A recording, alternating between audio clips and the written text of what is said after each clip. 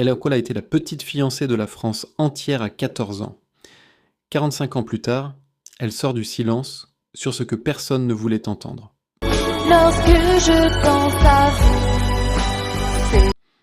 Le 11 février 2026, Sophie Marceau revient sur les grands écrans avec LOL 2.0, la suite du film culte qui a marqué toute une génération. Sur le plateau de TF1, une journaliste lui pose la même question qu'on lui pose depuis 1980. La même depuis 45 ans. Sophie Marceau l'écoute et elle coupe court. Next question. Quand la journaliste insiste, la réponse tombe sèchement. Non, c'est bon quoi.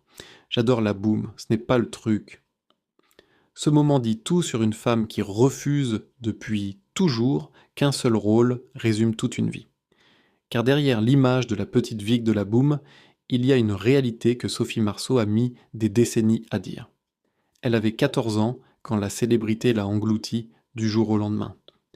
Issue d'une famille modeste de banlieue parisienne, sans filet de sécurité, sans préparation, elle se retrouve propulsée sous les projecteurs du monde entier.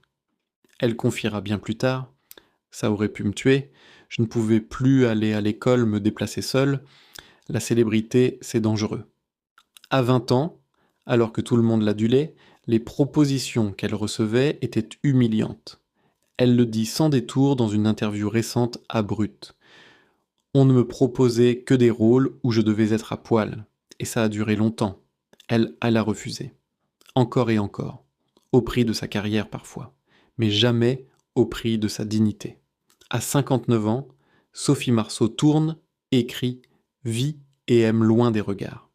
Elle a trouvé l'équilibre qu'elle cherchait depuis l'enfance. Celle que la France croyait connaître depuis toujours n'a finalement jamais cessé de nous surprendre.